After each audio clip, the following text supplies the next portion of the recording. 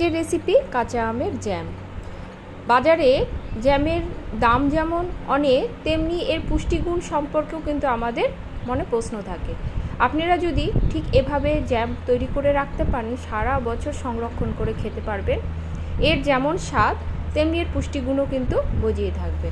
খুব সহজভাবে করা এই রেসিপিটি। তাহলে চলুন শুরু করা যাক। রেসিপিটি শুরু করার আগে একটি অনুরোধ, ভিডিওটি ভালো লাগলে লাইক কমেন্ট করবেন এবং সাবস্ক্রাইব করে পাশে থাকবেন। কাঁচা আমের জ্যাম করার জন্য আমি এখানে 3টে আম নিয়েছি। 3টে আম মোটামুটি 600 থেকে 700 গ্রাম হয়েছে। আপনারা আরও বেশি করতে চাইলে আমের পরিমাণটা বাড়িয়ে দেবেন। প্রথমে আমটা ভালো করে কিছুক্ষণ জলে ভিজিয়ে রাখবো, তাতে কি হয় আমের কষটা বেরিয়ে যায়। এরপরে খোসা ছাড়িয়ে একটু বড় বড় করে কেটে নেব। এবার আমগুলো আমি সেদ্ধ করে নেব। এর জন্য আমি এখানে প্রেসার কুকার দিয়েছি, এতে 1 থেকে 2 সিটিতে কিন্তু সুন্দরভাবে সেদ্ধ হয়ে যাবে। আমটা সেদ্ধ হয়ে গেছে। এবার একটা বড় চালনির মধ্যে আমটা আমি ঢেলে নেব। এখানে আমটা আপনারা ঠান্ডা করে ম্যাশ করতে পারেন। আমার একটু সময় কম ছিল, আমি গরম অবস্থাতেই একটু হাতার সাহায্যে ম্যাশ করে এর আমের যে জুসটা সেটা আমি বের করে নেব।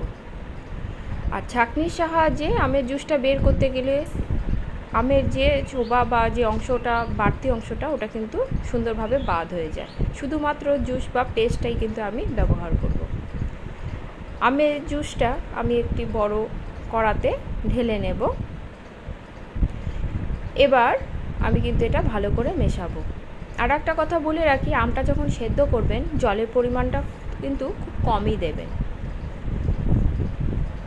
আমের এটা দেখুন বসানো মোটামুটি 3 মিনিট হয়েছে, তাতেই কিন্তু বয়েল চলে এসেছে। আর এই সময় কিন্তু একটু সাবধান, আমটা কিন্তু ছিটে বাইরে বেরোতে পারে, অর্থাৎ গায়ে ছিটে যেতে পারে। গ্যাসের ফ্লেমটা আমি মিডিয়াম টু লোতে করে দেব। একটা বড় মাপের দারচিনি সেটা দেব। এখানে কিন্তু একটু গোটাই দেবেন, গুঁড়ো দিতে গেলে অনেক সময় মুখে পড়তে পারে। এবার আমি এর মধ্যে দিয়ে দেব চিনি। চিনিটা আম যতটা হবে, অর্থাৎ আমের জুসটা যে বাটিতে নেবেন যে পরিমাণ হবে সে পরিমাণে কিন্তু চিনিটা দিতে হবে।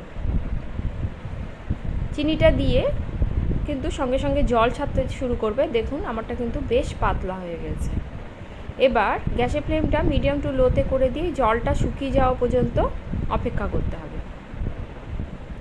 এটা হতে কিন্তু খুব একটা সময় লাগে না, 7 থেকে 10 মিনিটের মধ্যেই এই জ্যামটা রেডি হয়ে যায়। মোটামুটি 5 মিনিট পরেই দেখুন অনেকটাই শুকিয়ে গেছে, কালারটাও কিন্তু চেঞ্জ হয়ে গেছে। জ্যামটা তৈরি হয়েছে কি না সেটা বোঝার জন্য আমি একটি প্লেট নেব। প্লেটে 1-2 ফোঁটা জ্যামটা দিয়ে দেখব। যদি এটা ছড়িয়ে পড়ে অর্থাৎ আরেকটু হবে, আর যদি এটা এক জায়গায় জমে যায় তাহলে বুঝবেন যে জ্যামটা কিন্তু প্রায় হয়ে গেছে। এ পর্যায়ে গ্যাসের ফ্লেমটা একদম লোতে করে দেব। এখানে আমি 3 থেকে 4টে এলাচ অল্প চিনি দিয়ে গুঁড়ো করে নেব। চিনি দিয়ে গুঁড়ো করলে এলাচটা কিন্তু সুন্দরভাবে গুঁড়ো হয়, আর এলাচের গুঁড়োটা দিলে জ্যামের ফ্লেভারটা কিন্তু খুব সুন্দর আসে, একটা আলাদা টেস্টও আসে। এলাচি গুঁড়োটা কিন্তু নামাবার ঠিক আগেই দিতে হবে। এবার ভালো করে মিশিয়ে নেব। আরও মিনিট 2-এর মতো আমি এটা শুকিয়ে নেব।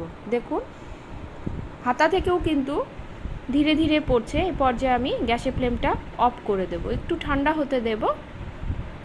ঠান্ডা হওয়ার পরে আপনাদের দেখাচ্ছি, দেখুন কালারটা কিন্তু পাল্টে গেছে আর কতটা সুন্দর হয়েছে। বাজারের জ্যামও কিন্তু ঠিক এতটাই হয়। রেসিপিটি ভালো লাগলে বাড়িতে একবার তৈরি করবেন এবং কমেন্টে কিন্তু আমাকে অবশ্যই জানাবেন যে কেমন হয়েছে। আমি এই জ্যাম রেসিপিটি খুব সহজভাবে আপনাদের সামনে পরিবেশন করলাম, এতে আপনারা আশা করি সকলেই বাড়িতে বানিয়ে নিতে পারবেন।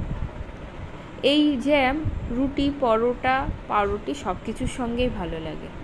জ্যামটা আমার হয়ে গেছে, আমি একটি কৌটোতে তুলে রাখবো। এটা কিন্তু কাচের বয়ামেই ভালো থাকে। আমার কাছে কাচের বয়াম ছিল না, আমি প্লাস্টিকের বয়ামেই রেখেছি। আজ তাহলে পর্যন্ত, ধন্যবাদ।